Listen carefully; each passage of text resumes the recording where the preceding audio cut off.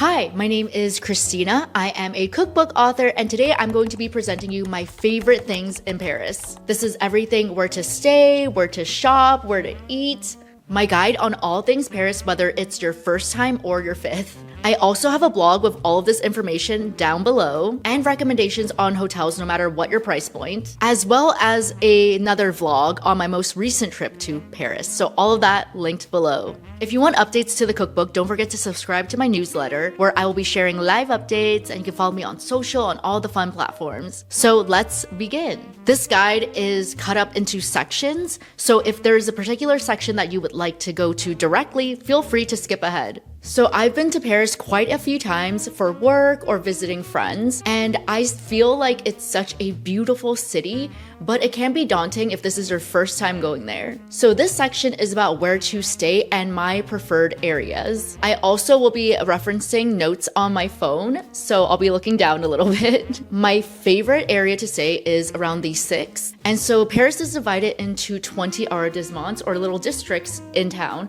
and there is a river, the Seine, that divides the top and the bottom of Paris. I love the 6th because I feel like it's very romantic and it's a little bit quieter than the other areas. It's also close to a lot of tourist attractions. I love all of the bookstores, the cafes, and personally my favorite area to stay around. The other area I really like is the 1st. I do think that it is slightly more touristy, but I like it because it's kind of near like the museum section. It's still a little bit quieter, and as you can tell, I optimize for ease, for comfort, and for quietness. Now, these other two districts are districts that I think are very great if you're a tourist, but are a little bit less quiet. So the 4th is a very popular area, and it's near the Latin Quarters and Le Marais. But the reason why I don't know if I would personally recommend it, I don't know, I'm kind of like here and there about it, because although it's very central and located around a lot of areas, if you choose to stay at a certain part of it, it does become very loud. And I think that depends on your style. If you want to be in the heart of Paris, if you want to party, if you want to go out and feel like, oof, I'm in a big city, then this is the perfect district for you. If you do prefer something quieter, I would recommend the other areas. So the 7th is where the Eiffel Tower is located, and a lot of people love staying there. They want that view of the Eiffel Tower, and I totally get it if this is your vibe. There are many hotels that I will link that have that. Personally, I do think that the 7th is a little bit further out, and it feels slightly more residential, but also touristy at the same time. Because it's near the Eiffel Tower, everything around there is very, catered to tourism, although there is the beautiful Champs-Élysées, but I would say go for the views, and if you want a home away from home. If I were to recommend the order of districts that I personally love, it would probably be the 6th, then the 1st, the 4th if you're into partying, and then the 7th for the views. So now, how to get around Paris? For me, I personally love the metro. I think that the metro system is really straightforward. The trains are always there. From the airport though, so from Charles de Gaulle, the quickest and most affordable way is to take the RER, and how you get a ticket to the metro is you can either buy it at the station, but I prefer to have it on my phone. So there are a few apps that you can download to get your ticket. You can also get rideshare or a taxi if you have a lot of luggage. I will say that because of the metro, there's a lot of stair climbing. So if you have a lot of bulky luggage, maybe consider getting a car. There is a light rail that connects to the RER line, and that airport is a little bit closer to town. And if you're flying domestically, there's a lot of domestic flights that come out of there. So if you get a Uber or a taxi from that airport, it is slightly cheaper. For cell service, so I'm very lucky that my cell phone service includes international roaming, which is very nice. I use T-Mobile, but even so, I find that sometimes I get throttled off the main network, so I actually use an eSIM, and there's a lot of different carriers, but I'll link the one that I use with a little coupon code. If you decide to use it, I get a little bit of credit too, so that's nice. And it's so easy. All you have to do is enable the setting in your phone, and it'll just go onto that network, and you'll have access to the local cell towers. Oh, another thing about the Metro card, if you do choose to take the Metro, is that there is a setting in your phone, I'm using an iPhone, where if you ticket, you don't have to like select the card to enter. So you can just tap your phone on and just walk through versus having to locate the card in your wallet, which is very nice. I learned that a little bit later. And then here are some things to note about Paris. So even though Paris is really nice, super beautiful, it is a major metropolitan city, and with any other major metropolitan city, cities, I would say that you should be aware of your surroundings. So especially on the trains, especially in touristy destinations, like don't leave your bag unattended, take your photo, but like don't be wandering around with your phone just out in the open. If you do decide to shop tax-free, you can bring your passport. And some places, if you forget your passport, you can actually come back within a certain time frame and get the tax-free deduction. A lot of bakeries and grocery stores close on Sundays. So I think that depending on where you're coming from, I'm coming from the States, and we're really used to having access to grocery stores and bakeries 24/7, but most of them close on Sundays and sometimes Mondays. So if there is a specific bakery that you want, just check to see when they're open. And I cannot stress this enough.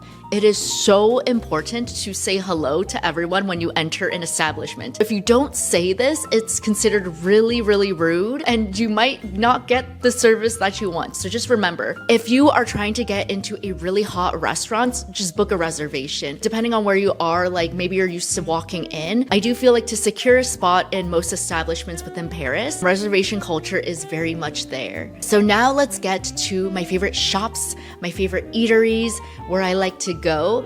And I know that this list may seem quite touristy, but this is a list for people going to Paris. And I'm sure that there are some restaurants, you have a local restaurant recommendation you want to check out, but these are just my places for if I were going for the first time, I would hit up. Would I go back to them multiple times? Some yes, some no, depending on the establishment. And there's gonna be different sections. So again, jump ahead if you want to go to the different sections. The first section is souvenir and home goods. So this is more in like food souvenirs, like type area. So this place is my absolute favorite place. This is Le Grand Épicerie de Paris. It is right next to Le Bon Marché, and every time I go, I kid you not, I stop by here. It is just like a food hall with the best of the best. It's a luxury food hall. I don't know if we have anything similar to it where I am, but it's multiple floors and there's everything you could want. There's jams, there's foie gras, there is so much and you can get lost in it. I spend hours here. And I also love getting the baguettes there. They make them like in all other Parisian places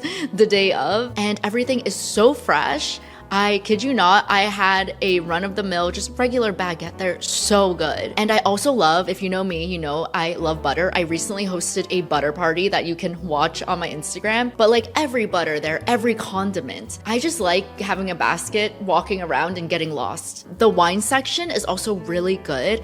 There are a lot of wine shops within Paris, like chain stores, but this place, you can source wines and champagnes from smaller growers, and the people working there are very knowledgeable. For example, I was trying to find a specific wine, a gift, and they recommended me actually a small vineyard that I've never heard of before, and I tried it and it was absolutely magnificent. The next place that I would recommend is the antique/flea market. I'm quite accustomed to the flea markets where I'm from, and these markets, in my opinion, in Paris feel very curated. So there's beautiful cutlery, beautiful dishware. There was an entire section that was just Christofle silverware. It looked almost brand new. And so these markets, there's a few around Paris. The one that I went to, I think is the second or third biggest one. And bring cash, especially if you are looking for smaller trinkets. And they open on the weekends. So if you do go to the markets, you can try to structure your vacation around that if you're into it. I also went to Sabre. Sabre is a cutlery brand originating in France, and I love their whimsical designs. There are 3 of them. I actually went to all 3 of them trying to find a specific pattern from their new collection, but I loved it because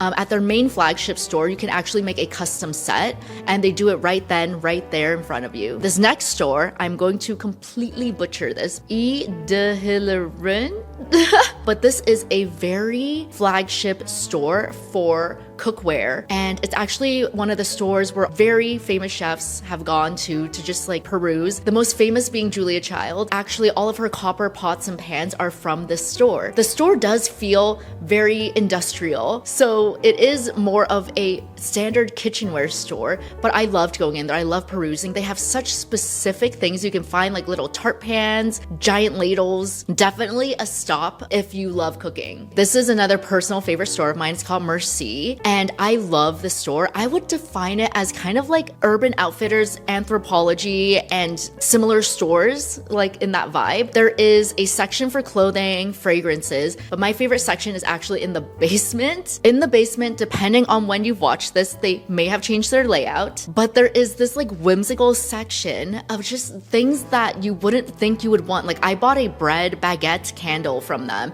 and it is a very good quality candle. Yes, it was a little bit pricey, but it burned beautifully. It didn't smoke, it disintegrated in a perfect way. And so I like going there for trinkets. I have a few butter knives from there. I have a few dish towels from there. It's very lovely, great place to go to peruse home goods. So the next store is a store that I recently found out about through Instagram, and I went in and it's absolutely charming. They have watercolors, they have little postcards, and it's called Marie Montagu. I have no clue how to pronounce that. Anyway, I love their watercolors. I love their little trinkets. They have little signage, great for souvenirs that scream, I'm from Paris. So one souvenir that I know a lot of people have wanted is a custom comb and or custom fragrance from Officine Universal Bulli 1803. And people line up for this at one of their flagship locations. I've gone to a few of their locations, and depending on the time of day, because the store has gotten so popular, it feels crowded. So what I would recommend is there's this other store called the Grand Cafe Tortoni. It's quite a mouthful, but this is like a combination between a cafe and their fragrance store. And I love this because you can pick out the things you want, and then you can have a little bit of a coffee or an espresso and wait for them to customize your brush. It is a little bit quieter, although maybe it'll blow up on social media when you watch this and it's no longer quiet. But really beautiful store. They are absolutely fantastic. Great souvenir. And then this last store is a store that I discovered on my most recent trip. So I would say that this store is a little bit between Home Goods and Pottery Barn, and it's called Maisons du Monde. So it is more of a bigger store, but I like it because I feel like there's a lot of design choices that maybe we don't find in our stores. So I got this really cute little garlic grater, and there's just a lot of cute little things in the store. So now into clothing. I know that everyone loves Sézanne, so if you have a chance, you can go to the main flagship Sézanne store. I found that there is always a line in front of it, but yes, it's beautiful. If you don't have it around where you are, would recommend. I have quite a few pieces from them, and they're absolutely lovely. Another store that I really love is a store called Rouge. I make sure to go in every time I'm there. They have really cute prints. It's a very chill store. They have a few of them all over Paris. In terms of luxury boutiques, my recommendation, because I've done this a few times, is to make an appointment before you go into the boutique. If they know that you're coming with the intention to buy, I find that the treatment is very nice. They give you champagne, they bring out all of the things you want, you sit there, and it's a slow experience. So I think that depending on where you're from, we're used to buying the thing and leaving, but like when you're there, it's kind of like a shopping experience with your sales associate. I have heard from a few of my friends that they had a very subpar shopping experience, but I think that it could be because of the time of day that they're going. It could be exceptionally busy and they're prioritizing, shoppers that have appointments ahead of time. Some people, they just want to like look, and the sales associate might not want to bother you if you're just looking. So that's my pro tip. If you're shopping for luxury, go there, make an appointment. They'll WhatsApp or WeChat you. Yeah, it becomes quite nice. They give you a little bit of champagne, you sit there, you kind of chill. If you don't want to wait for the regular flagship stores, for example, I've heard stories about people waiting in front of Pollen for hours, which is quite a lot if you're only there for a few days. You can actually go to a smaller department section of the same store. So like, for example, when I went to Pollen at Le Bon Marché, it was completely empty. So that's one of the big department stores, Le Bon Marché. The other one is the Galeries Lafayette, and that one is absolutely beautiful. So yeah, don't want to wait. Go to the department stores. Sometimes there's no line. Another store that I discovered on my most recent trip, I love it because it's kind of like IKEA for flowers. It's called Truffaut. And I was just passing by it and I asked my friend, what is this? And he's like, oh, it's like a big warehouse with very affordable pricing for flowers. So they have vases, they have flowers. There's not a lot all over the city. So if you're buying one, I would say you can pop in. I don't know if I would go out of my way to check it out because, flowers, they're perishable, and like vases, I don't know if I would buy a vase from that specific store to bring back. Now we are on to sights to see. I know that there are a lot of sites, so I won't mention the ones that you probably already know, like the Notre Dame, the Louvre. And if you want to do a day trip, like maybe a day trip to Versailles or a day trip to Monet's garden, which is very lovely. And then you can go to Honfleur like right after and get some delicious seafood. But these are some other places that may not be on your list. Maybe they are, I'm not sure, but some of my favorite spots. So the Victor Hugo Museum, if you're a fan of his plays, if you just want to experience it, entrance at the time that I went was free. They do have to check your bags and, make sure you're not bringing anything that could, I don't know, like destroy the apartment. But entrance is free. It's beautiful. And, you just go up, you take a peek at, where he used to live. There are also a lot of smaller niche museums, like fashion museums, little pop-ups. And so if you're into fashion, if you're into film, there was a Wes Anderson gallery that I really wanted to go, but I couldn't fit it in for my last trip. But if you're in the area, or if it's still going on by the time this video launches, I would recommend it. It's so cool. You get to see all the costumes from his films. Ugh, I really wish we went. And then I love the gardens. So the Jardin du Luxembourg, I love that garden. It's so beautiful. And then there's this little fountain area, the Medici fountain, where people go and they read. It's so tranquil. I'm a big parks girly when I'm on vacation, especially when the parks are as beautiful as they are here. Like the gardens are just amazing, the architecture, everything. So that's one that I would recommend. And then another one is, of course, the Jardin du Palais Royal. That one is so stunning, so beautiful. It does get a little bit crowded, so maybe go like midweek or something. So beautiful there. Another thing that I did recently on my last trip was I did an opera tour and I loved it. It was stunning. And I recommend the one at the end of the day, closer to 6 p.m. There's no natural light within the opera anyway, so if you're optimizing for photography, it's not going to make a big difference whether you go in the morning or at night. The reason why I recommend the night tour is because they actually close it off to the public and you get to just do the tour completely alone with your tour group, which is phenomenal. So fun. Another thing that I really love is these little galleries. Like the one that I really love is Galerie Vivian's, and it's kind of like a smaller enclosed street, like a gallery, and there's little shops, little old shops. It's very historic. If you're in the area, I would recommend you check it out. It's beautiful. Now we are entering the food section. So of course, Paris has a lot of iconic, beautiful, delicious restaurants.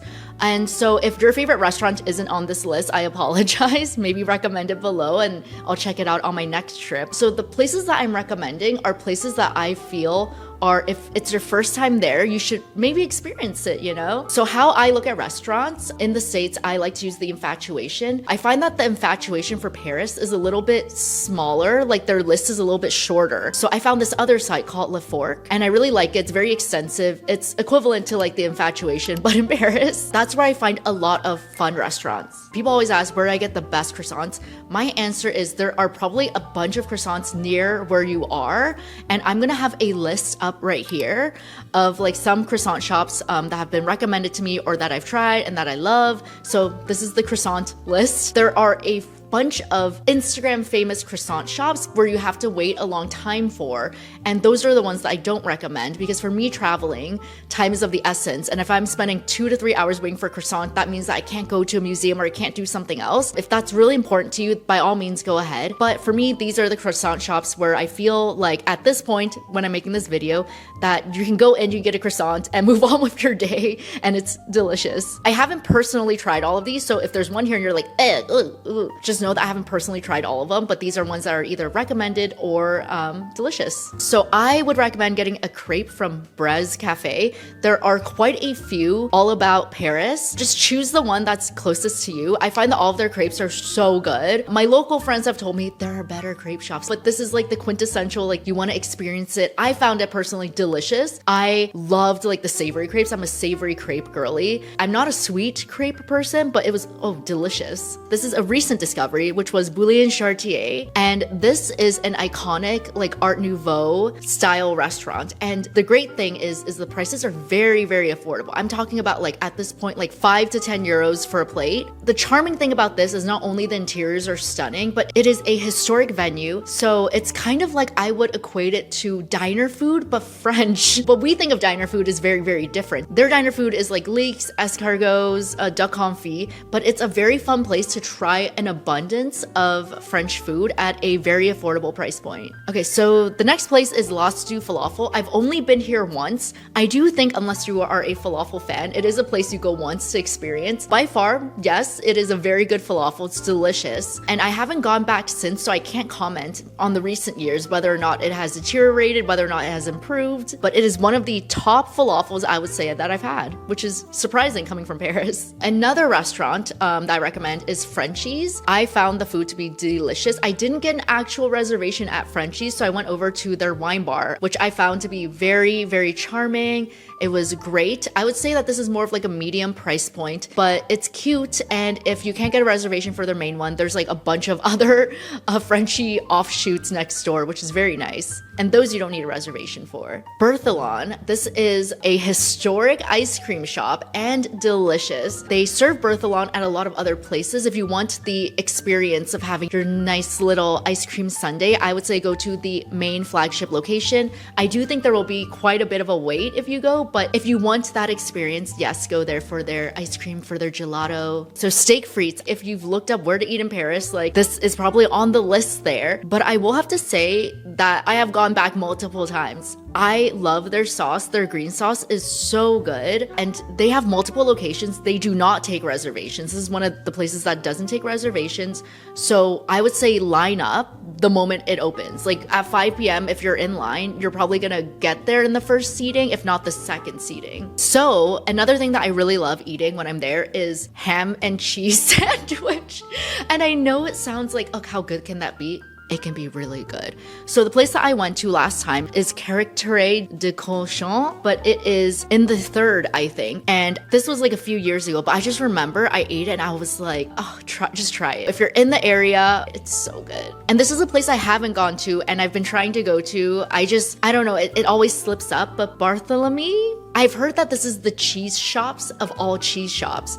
It is beautiful. Any cheese you want, they have it. Although, you know, most cheese shops should have most cheeses, but it's the experience of going in there. It's beautiful. It's like an apothecary for cheese. I haven't gone yet, so I can't comment on the experience. I also really love concept restaurants. So last time I was there, I went to the Louis Vuitton Museum, Maxime Frédéric chez Louis Vuitton, and I found it to be a very fun experience. I found it fun because I love to see how brands do concepts and how they take their concept to the restaurant level. And it was great. Like all of the cutlery, all of the plates had Louis Vuitton embellishing. They had a Louis Vuitton bread trunk. So if you're into experiences, I would say that it's fun. They also had beautiful, beautiful desserts as well. I haven't gone to this restaurant yet. It's also on my list, which is the Train restaurant, Le Train Bleu. You can go for lunch, you can go for dinner. It's just so beautiful. Like the architecture of it. I'm just never in the area. But if you love very decadent decor, over the top, you know, and you have a little bit of time to spare, I would say get a reservation. I might go next time. Also never been to this restaurant, which is Pink Mama, but I've heard that it's great. I've been to their sister restaurants and they're all very delicious. So if the food is as good as their sister restaurants, it must be spectacular. It is very Instagrammable, but as a result of that, you have to really book in advance. And yeah, the food is beautiful. The setting's beautiful. I haven't been, but it's on list, so I'm putting it here. I did go to their sister restaurants, Big Love and Pizzeria Popolare. Big Love, I would say, skews closer to Pink Mama, same restaurant group. The food, I would say probably, I haven't had Pink Mama, but feels similar. Pizzeria Popolare is the pizza offshoot. I would say from my experience there, I felt more claustrophobic because it's a few big tables, so you're sharing with people next to you. With Big Love, it's very close together. All the tables are very close together as well, but it felt less claustrophobic for me personally. All very good. Okay, now we are into Instagrammable cafes. So I write Instagrammable because these cafes, I know they are institutions, but they're very beautiful. They are so beautiful. This is where everyone goes to take their little fit pics if that's what you're looking for. Is this the best coffee I've ever had? No. But if you're there, if you want the vibes, if you want your little cute photo, this is where I would recommend. So the first, of course, is Café de Flore. It's just, you know, with the awning, with the table, it is just beautiful. Go early, request the patio seating. It is iconic. Another Instagrammable cafe is Curated, and they have multiple of them. Choose the location that you love the most. Again, beautiful. I think the outdoor seating is great. They have hot chocolate, probably a little bit less packed than Café de Flore. And then for hot chocolate, everyone goes to one of those two or Angelina's. I find that Angelina's, because it's indoors, that the lighting is a little bit more harsh. So it's a very good hot chocolate, very decadent. I don't know if you need to do this multiple times, but depending on what you're going for, I feel like Angelina's is more princessy indoors.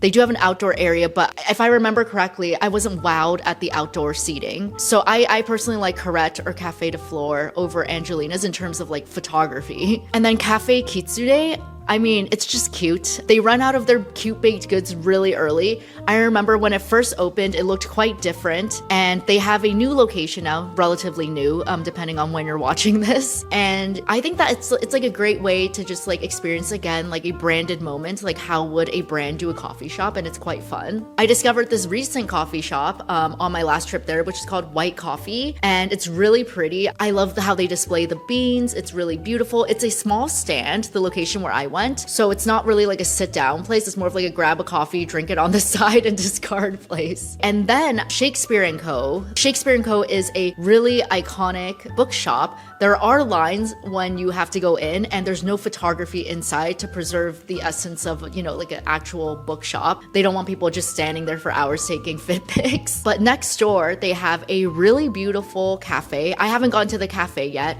but if you're in the area, if you need a little bit of coffee, you know, it's a cute little coffee shop. And then the last one is the Ritz-Carlton. I went in to grab something to go. I saw the line and I said, I cannot do that. The line was very long to get a seat at the cafe. There's a little area where you grab and go, which is what I did, but it's beautiful. The pastries, oof, beautiful, so beautiful. So if you're looking for a little Instagram moment, I think the Ritz has a really cute cafe indoors. So those are my recommendations as of today of the top places I would go. Someone first time, maybe you've been back a few times and you're looking for a few new places, but recommend me some more for my next trip. I'm always on the lookout for good restaurants, good souvenir shops, good shopping. And don't forget, I have a guide on all things. If you're like, I need it written down, I have that. Don't worry, I got you. And you can subscribe to my newsletter to find out new happenings with the cookbook. And I'll see you next time. Bye.